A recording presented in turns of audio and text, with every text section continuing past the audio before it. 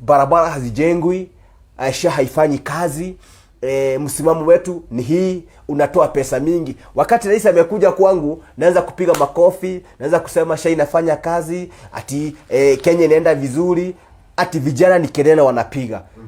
Hiyo ni kutumbukia katika shimo ambalo hauwezi jitoa wewe mwenyewe.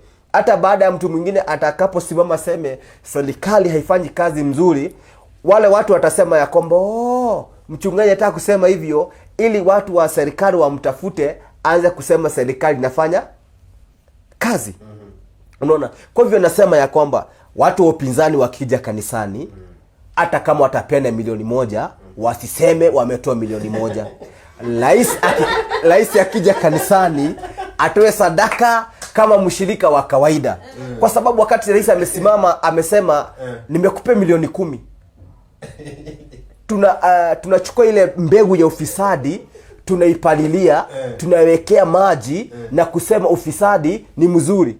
Kwa hivyo kesho nitasimamaje niseme serikali haifanyi kazi?